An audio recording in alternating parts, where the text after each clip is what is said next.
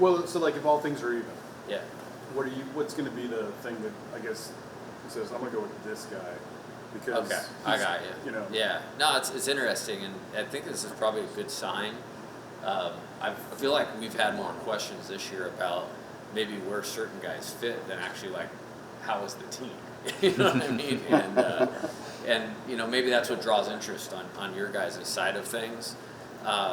There's always a reason behind doing everything I do. I just had a meeting with a player in my office 15 minutes ago to be really clear about where they're at and how positive I am about where they're going.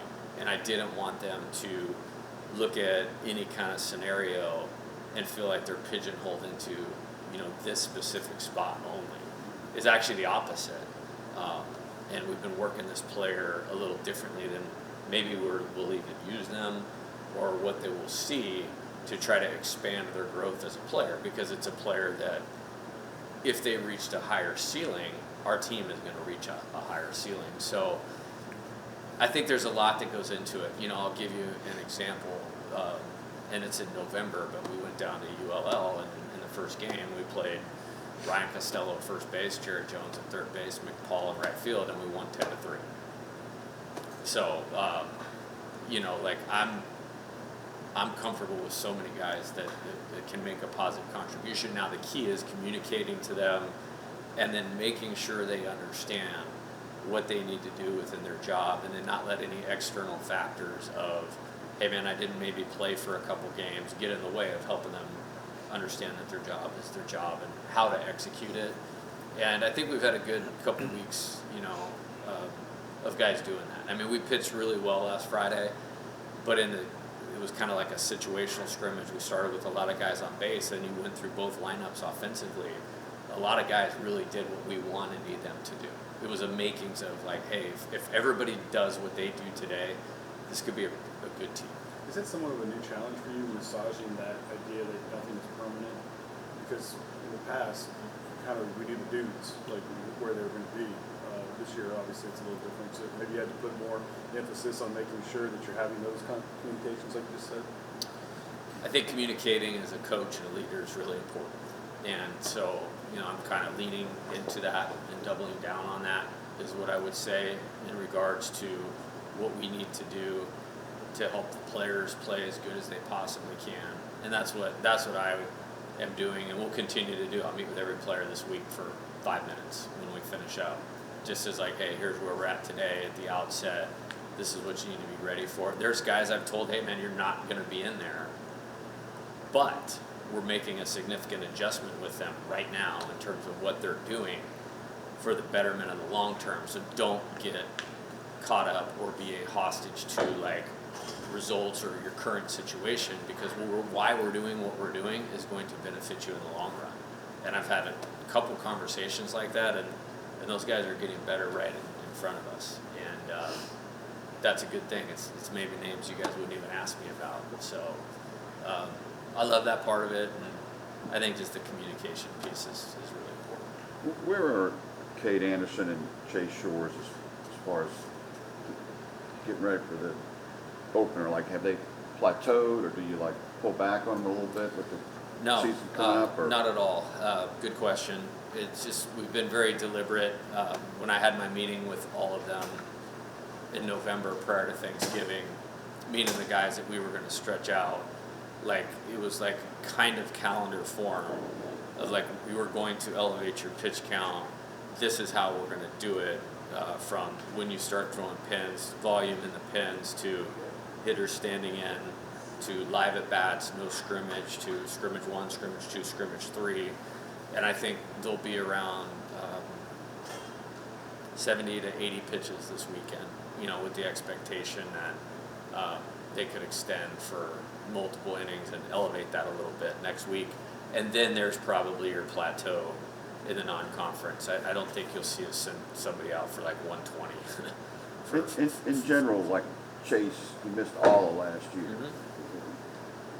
Have you had other pitchers that, you know, in that situation, like how much is rust? I know he went through fall, but it's... Yeah, I think so. I made this, I don't even remember who I was talking to. It was some interview. I made, so I don't mean that disrespectfully. I made a comparison a little bit to Gage Jump last year. I mean, Gage Jump only threw 14 innings as a freshman at UCLA, missed last year, and then was coming in here like I knew how good he was. Nobody else really did. But there was a little bit of, he really got better as the season went along. And I think you may see some of that with Chase. I think he's made really good improvements the last couple weeks. I think he had a very valuable bullpen on Wednesday. We'll get him out there tomorrow, and he'll have a good outing where we expect that continued development, mentally, physically, manage the game, how you handle yourself between innings, because I mean it's been since April 8th or whatever of 2023 that he's pitched. He's got everything that you need, and I think he's going to continue to improve. I've already seen a lot of it, as we've been going, and I expect him to get better as we go. When you visualize the season and who your guys are, I mean you move guys around all year round, but does it get to be a certain point or a date in the season where you're like, I shouldn't be having to tinker as much as I am? Yeah, I never tinker. I set the team up to win. Okay. Like, to be really clear. Okay. Like, I don't even know what that word means. Like, Okay. I never use the word like tinkering. Like, I'm setting the team up to win. Chess pieces. That day. I love Coach Bertman's tax day, April 15th. You should know your team. I will default to these guys are not pro players. They're not. And, this is not so-and-so needs to hit at a certain spot in the order every day so he feels comfortable. That's not what this is. And I think, as I said, am I looking to get closer to what we're going to be? Yeah. The first day that I really dove in on the lineup thing, like really dove in, was Tuesday afternoon. And it was like 8 scrimmages had been completed, plus the fall. And then it was like, okay, if we had to win tomorrow, or there's no longer LSU baseball, okay, this is what we do. But I think this could end up being ultimately where we land. And it's 2 different lineups. But like I said, it's setting the team up to win today and then figuring out what our best team is. Is there past years where you can maybe look back at those notes like last Tuesday and you say, wow, this was totally Different? Yeah, I think, national championship. Kate Deloso didn't start opening day. Gavin Dugas started every other game but opening day. There's somebody else that I'm missing. Braden Gilbert. He started opening day but was in and out. I mean, we won 2 out of 3 at Texas A&M, and Braden Gilbert and Kate Deloso didn't even play. Didn't have one at bat the entire series, and it's like, those guys are the heroes of that thing. I remember a year at Arizona, I was talking about like these extra scrimmages we play with guys that need more opportunities and at bats. 2 of our best relief pitchers threw that day because they didn't throw on the first weekend, and our shortstop, our third baseman, and maybe our DH were completely different, by the time we were in the postseason than they were the first weekend of the year. So I'm comfortable with that. I think our players are, at least I've had this feeling since I've been at LSU, like they know that it's LSU. Like we're trying to win every game that we play. And like they understand, like we're going to communicate, we're going to be honest, and understand the bigger picture of things. And hopefully that's the case again this year. I noticed in the last scrimmage, Steven was moving from third, but then sometimes from third to second when there's a lefty in the box. How can you use him as that kind of chess piece this year? I know Danny wasn't playing second in that lineup too. It was Reeves, I think. Yeah, we still have to figure that out because we actually didn't make a couple plays as we did that. So we're going to try some different scenarios with that this week. Like, for instance, they're not going to play together today either because I want him to get right-handed at bats, So, like, we're not going to get to do that for the good part of the scrimmage today. We worked on it yesterday in a different combination, and he was working on it. The plays he didn't make on his own. Like that's what I love about him. It's like, hey, no, I'm going to go be better at this. But I want him to handle the ball a lot, and so there's a lot of value in that regard. Knowing that you're not a tinkerer now, what are the next 6 days? Like, what do you got to have out of them before it's Yeah, go time? I think you want to get out of it healthy. That's the first part, but you can't get ready for the season without getting ready for the season. So that's number one. Number two, I would love for today to go like last Friday did, to be honest with you. I thought it was a good balance of pitchers throwing strikes, making pitches, executing offensively. I think hitting approach-wise, we have a little ways to go from where I would like us to be. But there's been a lot of positives, so far as well. I think defensively, I like where we're at, but the pitchers at times have thrown the ball so well. I don't want to get blindsided like we're some great defensive team, because they've probably struck a few more guys out than you would like to really know that, and I'm not going to get blindsided by that. I think we've challenged each other really well. Like, I think what the players are seeing right now is a lot of like what we're going to see. So I want to continue to do that. And then, like, can we utilize it to make it as close to next week as possible, so that it almost feels like we've already done this before? Because, I mean, what's opening day? Where do you get in trouble? Everybody always tries to do too much. Like, that's where you get in trouble. And like that, it's not an excuse. Like, trying to do too much is not a plan. They've heard me say that 8 million times. But this week we want to use it as close to next weekend as we can with what time we're playing. We couldn't go at 2 because guys have class. But tomorrow we'll go at 1. Sunday we'll go at 1. We'll actually, for the first time, do like our pregame batting practice and routine and infield, outfield, to get them in the flow of game day a little bit more. Again, another thing I waited on because I feel like we've had so much work to do. But you want an element of familiarity, come game day. Will you do the whole walkout songs and the? Yes, we will. Yeah.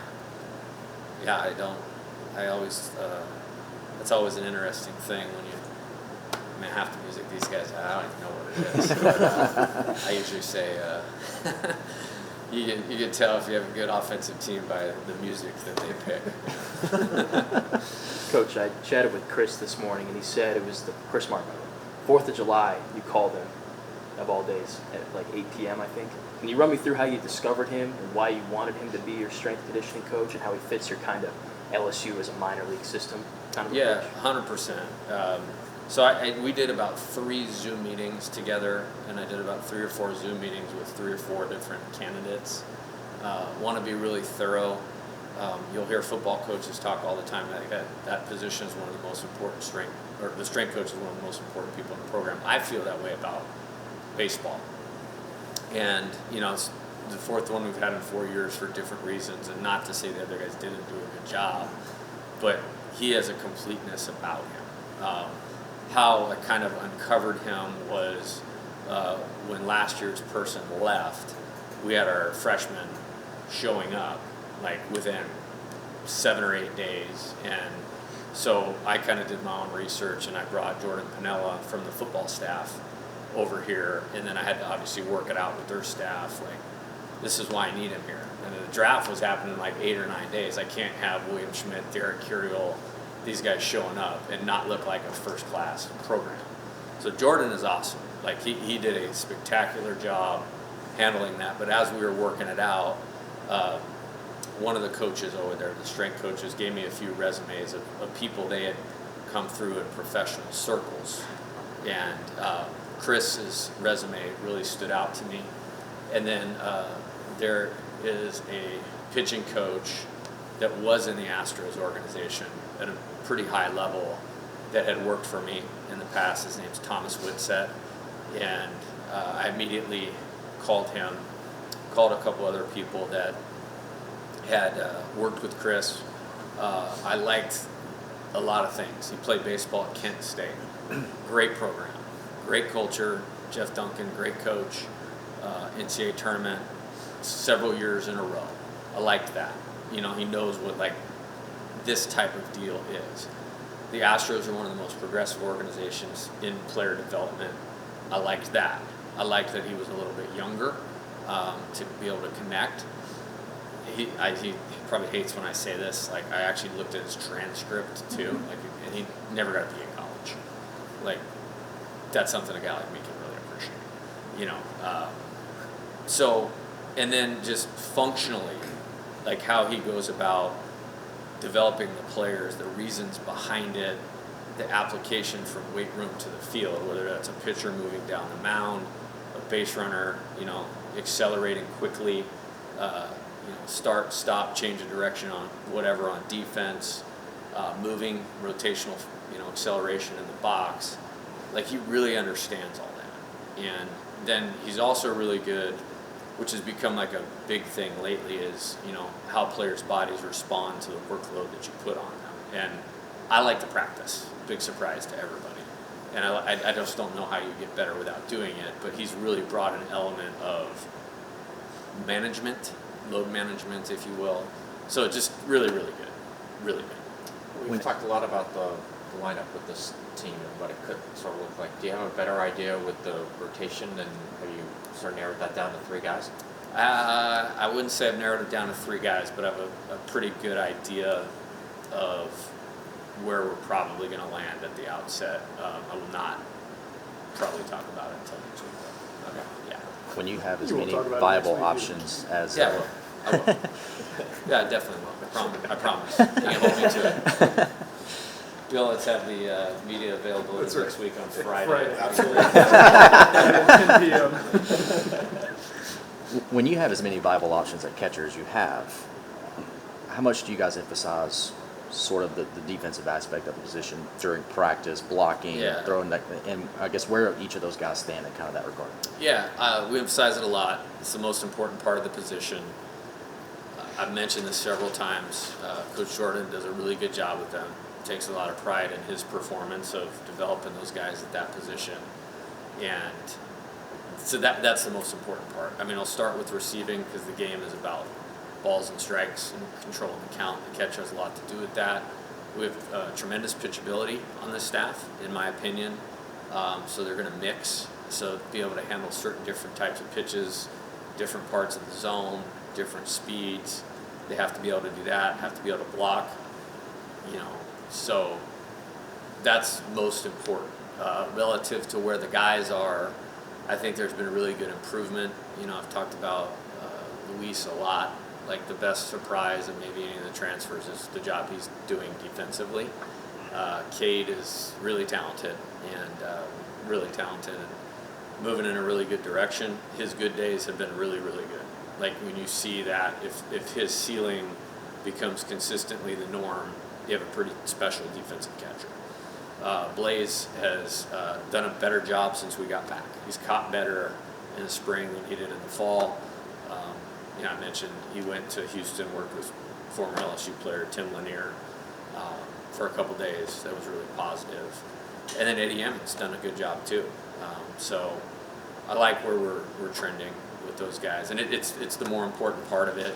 And that's the same. Like, they all have some hitting ability, as well.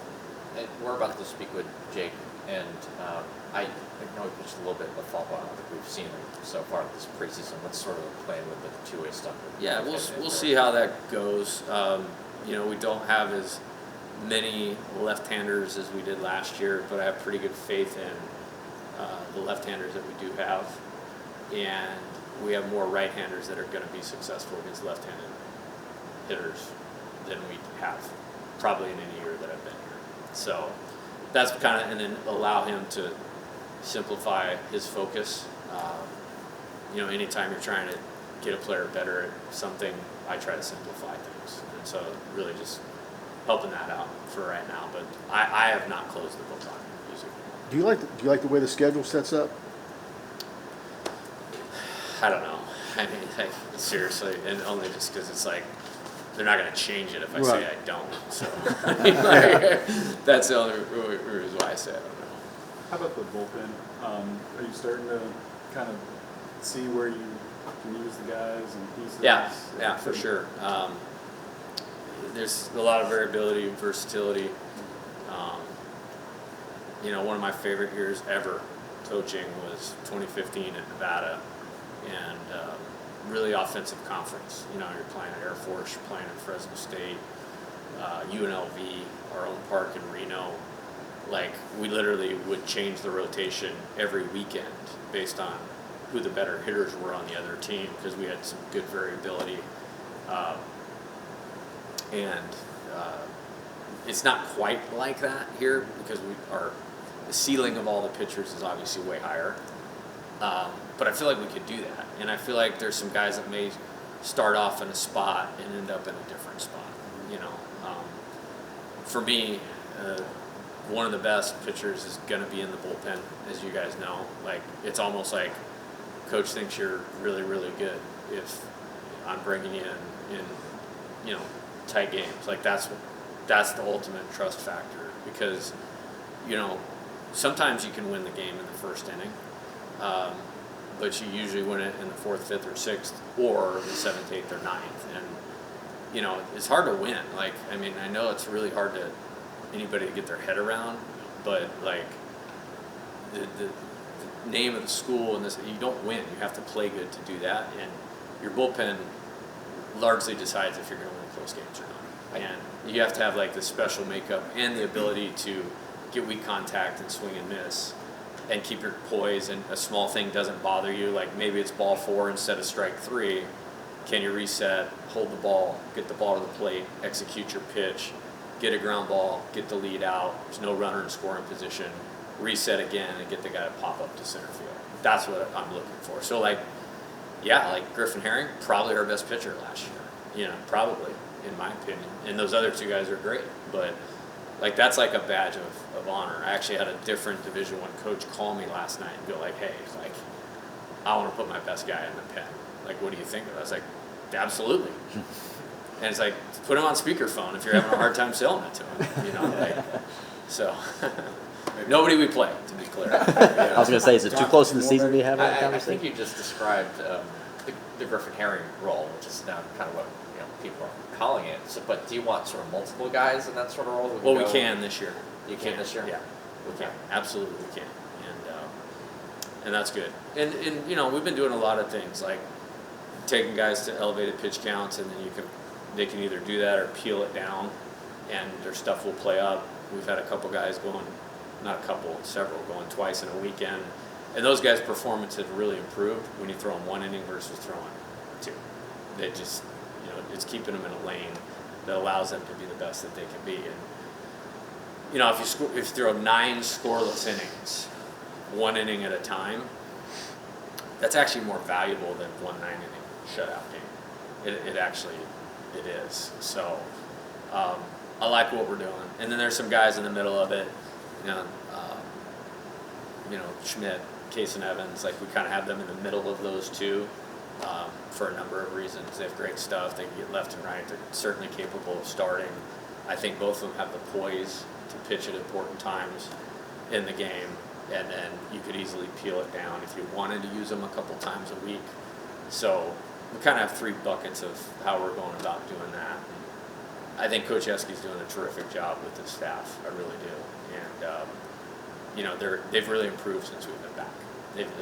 There's a lot of substance to how they're pitching, and I'm really excited about that. I noticed 2 weeks ago, you guys started the scrimmage in the 7th inning, and it was 3-3, I think. How are the players executing in some of those close game, late game situations? Well, it's funny you mention that. Offensively, in the 7th inning, I don't remember if it was the top of the 7th, one team came up and hit like 9 line drives in a row. It's literally the best offensive inning our program's had since the last inning of the national championship game in 2023. I was like, I like to see a lot more of that. But it kind of messed up the close game late situation. But I was like, man, could you imagine if this was really 3-3 and we just put those 9 at bats together? This place would be going bananas. That would be awesome. And then some guys, like I said, Connor Benj comes to mind, DJ Primo roll right out there after that, and it's like 3 up, 3 down. Strike 1, control the count, execute the kill pitch. So I think it was fine. We didn't really get the look I was going for, but it was for a good reason. All right. Thanks, Coach. Thanks, Jared. Thanks, Coach.